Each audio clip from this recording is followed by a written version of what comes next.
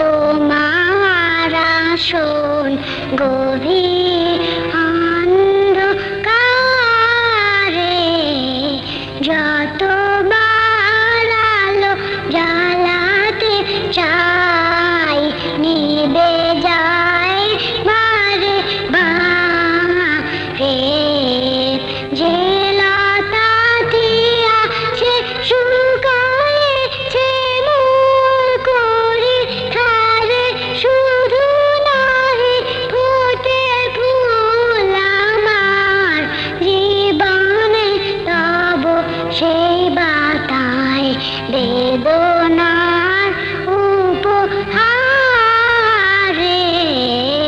যতবার আলো জ্বালাতে চাই নিভে যায় বারে বারে।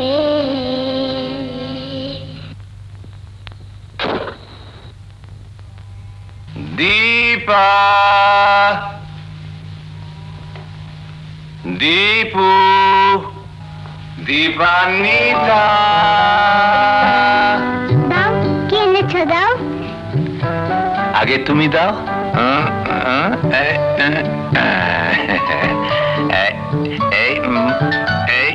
এই না। মা, এ কি খেলনা? এ আমার আছে, এই খেলনা চাই না, এক্ষুনি দাও অন্য খেলনা, এক্ষুনি। আছে আছে, অন্য জিনিসও আছে। এই দেখো, দেখেছ? এই নাও বই। বই? আমার অনেক আছে, বই চাই না। কি হবে দাদু, খালি বই আর বই, ছবি আর ছবি, খেলনা আর খেলনা। আয় আমার কাছে। কেন মেয়েটাকে কাঁদাচ্ছ? যা এনেছো দিয়ে দাও না। কি হবে বই দিয়ে? আমার বাড়িতে তো শুধু বই আর বই। আর তুমি যে খুব ছবি ভালোবাসো, তুমি আমার সঙ্গে চলো, ওসব আমাদের কিচ্ছু চাই না। আমার কিচ্ছু চাই না। লক্ষ্মী সোনা। ঠিক আছে ঠিক আছে, তুমি যা চাইছো এবার আমি সত্যি তোমাকে তাই দেব। কিন্তু তার আগে তুমি চোখ মোছো, আমার কাছে এসো, হাত পাতো। এইটা তোমার, আর এটা তোমার ঠাকুমার জর্দা। এটাও আমার। হ্যাঁ, এটাও আমার। সে কি?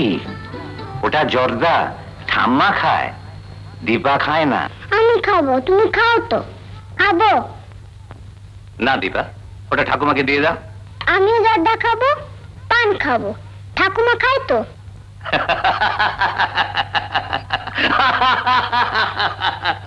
তোমার আদরই তো ওরকম হয়েছে। দে ভাই দে, আমাকে দে। লক্ষ্মীটি ওরকম করে না, দে দা।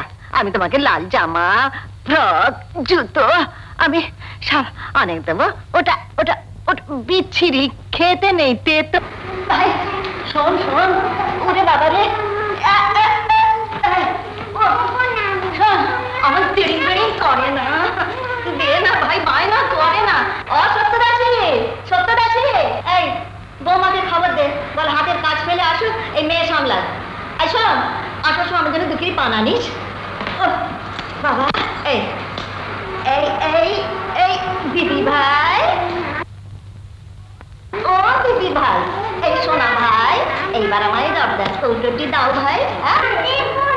ও বৌমা, এই দেখো না কিরকম বায়না ধরেছে মা। আমি হিমশিম খেয়ে গেলাম, এই জর্দার কৌটো চেপে ধরেছে, বলছে আমি জর্দা খাবো। দেখো দেখিনি।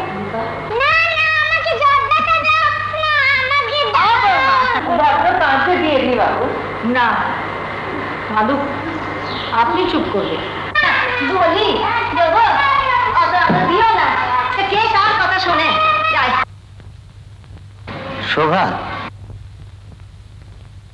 ওকে শান্ত করো, শান্ত করো।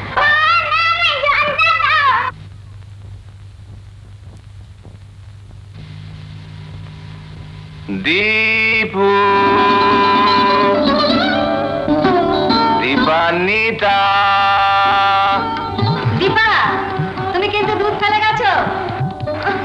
আজকাল খেতে খেতে পড়া যেন একটা ফ্যাশনে দাঁড়িয়েছে। বাবা, দাদু ডাকলো কি অমনি একেবারে ধেড়াই করে নাচতে নাচতে চলে গেল। দীপান্বিতা, যা যা বলেছি সব এনেছো তো? সব এনেছি সব। মহারানীর হুকুম, আমার ঘাড়ে কটা মাথা।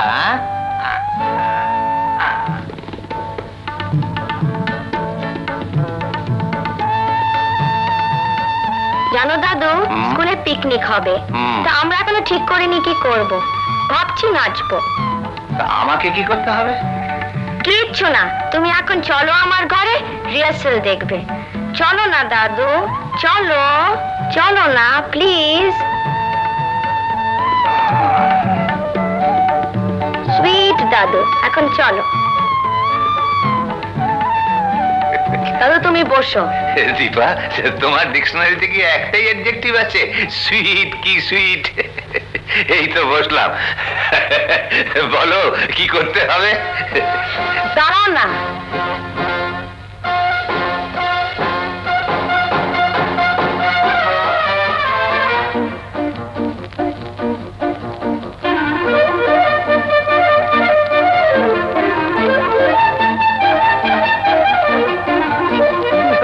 তুমি দুধ ফেলে এসেছো।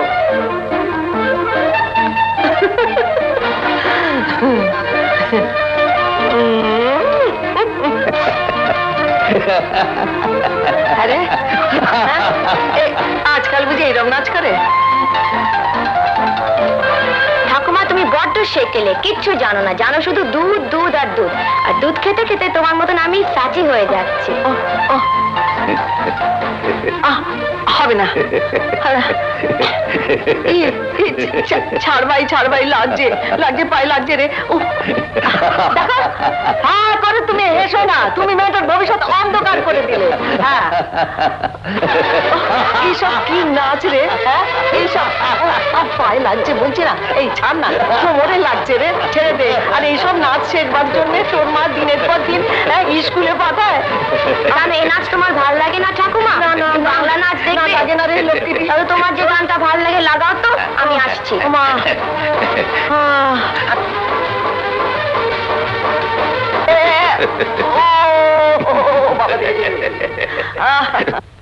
রাত হয়ে গেছে, চারিদিকে অন্ধকার, লোডশেডিং চলছে। দেখো দেখি। বৌমা, একটা আলো দিতে বলো তো। এই অন্ধকারে তো আর পারা যায় না। আর কত ভাববো, একটা কিছু তো করতে হয়, কিন্তু কি যে করব তা তো বুঝতেই পারছি না। বলে যদি যেত যত রাতই হোক, আমি কিন্তু ভাবতাম না। আমি ভাবতাম, ভাবিও। দীপা যখনই বেরোয় তখনই না আসা পর্যন্ত আমি শান্তি পাই না। শত হলেও মেয়ে তো, অত স্বাধীনতা ভালো। এখন এখন কি করবে? এখন পুলিশে খবর দেওয়া ছাড়া কোনো উপায় নেই। হোক একটা কেলেঙ্কারি হোক। এও আমার কপালে ছিল, আমার অদৃষ্টে ছিল। 1971 বাংলাদেশ হয়ে উঠল অগ্নিগর্ভ। বাঙালি চাইল তার সম্মান, তার ভাষার মর্যাদা। পাকিস্তানের বিরুদ্ধে শুরু হলো বাঙালির মুক্তিযুদ্ধ। কাজ চালিয়ে যাচ্ছে। ঢাকা বিশ্ববিদ্যালয়ের ছাত্র নেতাকে তারা নৃশংসভাবে হত্যা করেছে। দেশের সর্বত্র কারফিউ জারি করা হয়েছে। চারিদিকে ধরপাকড়। একদিকে লোক দেখানো কারফিউ জারি করছে, অন্যদিকে নির্বিচারে গুলি করে মারছে। সব শেষ হয়ে যাবে, বাঙালিও বাঁচবে না, বাংলাও থাকবে না। আমার আর কিছুই ভাল লাগছে না। দেশের সর্বত্র আগুন জ্বলছে, এখানে বোধহয় আর থাকা যাবে না। ভাবছি সবাইকে নিয়ে ভারতে চলে যাব। তোরা হিন্দু, বাঁচার জন্য তোরা হিন্দুস্তানে যাবি, কিন্তু আমরা কোথায় যাব বলতে পারিস? ছেলে মেয়ে নিয়ে হয়তো এখানেই আমাদের পড়ে মরতে হবে। হায় আল্লাহ, মরলে তো আমরা দেশের জন্যই মরব, সেটা আমাদের অহংকার। শুনিসনি কি? শুনিসনি বঙ্গবন্ধু সে ঐতিহাসিক কণ্ঠস্বর? আমি যদি হুকুম দিবার না পারি, তাইলে যার যা আছে তাই নিয়ে বেইরা পড়বা, রাস্তাঘাট সব বন্ধ কইরা দিবা। আমরা ওদের ভাতে মারবো, আমরা ওদের পানিতে মারবো, ইনশাআল্লাহ জয় আমাদের হবেই। পালাও রামদা, রামদা রহিমদা, পালাও তোমরা। পাকিস্তানের উত্তরপাড়া আগুন লাগিয়েছে, রাজা গান্ধী আগুন লাগিয়েছে, পালাও। আগুন কোথায় যাচ্ছিস? হয় মারবো নয় মরবো, ইনশাআল্লাহ জয় আমাদের হবেই।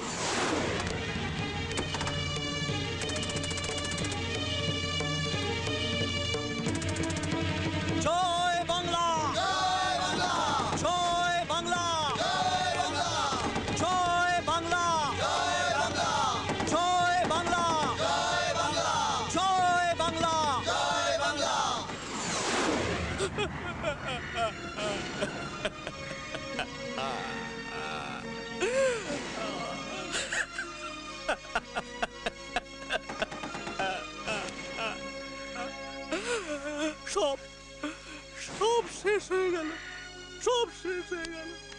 কাঁদিস না, কাঁদিস না। ঘর কি শুধু তোর একার চলছে? পরিবার কি শুধু তোর একার মরছে? রহিম, জানি এই মুহূর্তে আমাদের কিছু করার নেই, কিন্তু মরে যাবার আগে একবার শেষ মরণ কামড়টা দিতে চেষ্টা করব। আয় আমার সঙ্গে। কোথায় কোথায় যাবো আমরা? বিপদের সময় আমরা যার কাছে বারবার ছুটে যাই, সেলিম ভাইয়ের কাছে। সেলিম ভাই?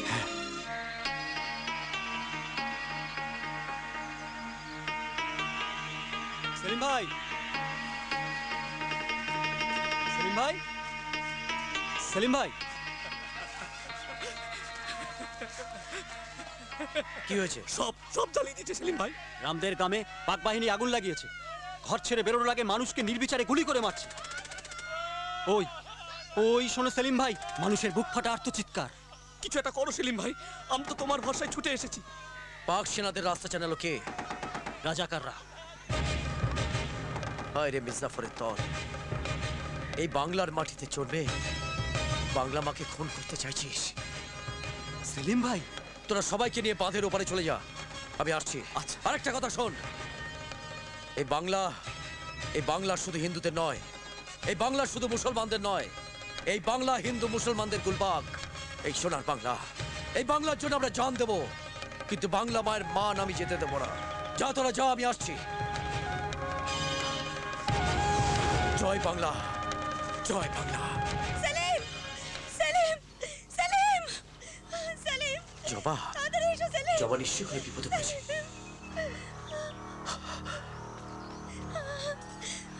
কি হয়েছে জবা? এখানে কি হয়েছে? তুমি চলো, এক্ষুনি চলো, হ্যাঁ? চলো।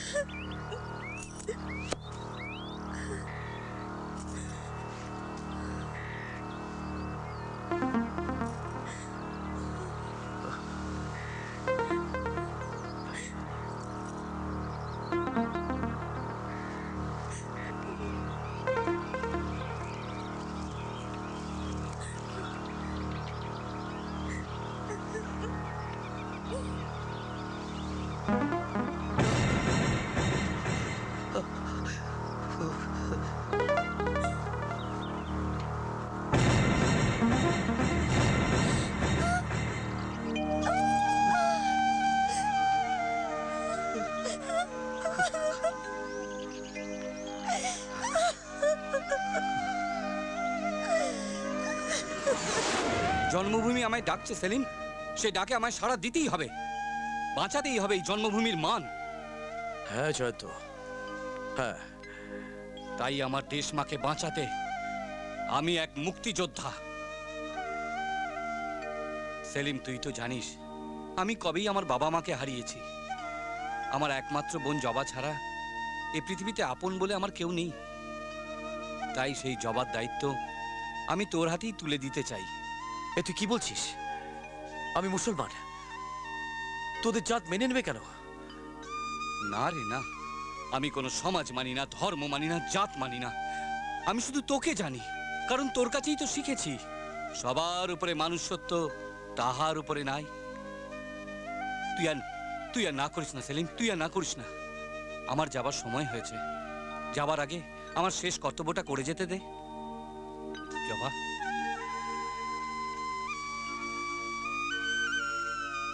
কোনো ধর্মের কাছে নয়, কোনো সমাজের কাছে নয়, আমি এক বাঙালি মেয়ের সম্মান এক সাহসী যুবক তার হাতে দিয়ে গেলাম। জয় বাংলা, জয় বাংলা।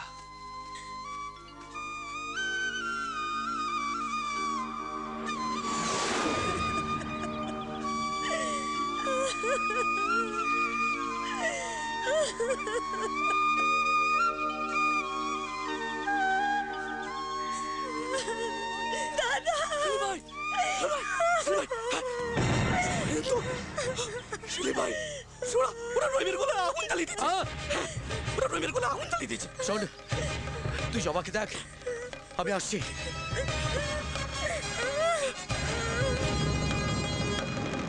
ওরে মূর্খের দল, তোদের হিংসার আগুন তোরা কোথায় লাগালি? আরে ধান বলে তোদের পেট পুড়বে। পরের কথায় তোরা নিজের পেটে আগুন ধরিয়ে দিলি। ওরে শয়তানের দল, আরে ধান তোদের কি ক্ষতি করেছিল? কেন তোরা ধান পুড়িয়ে দিলি বল?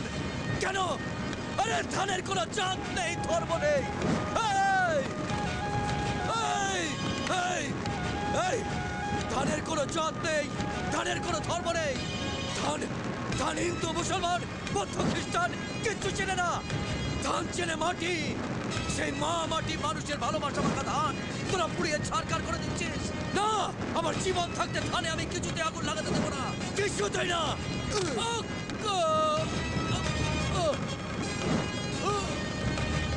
এবার লাগা লাগা আগুন।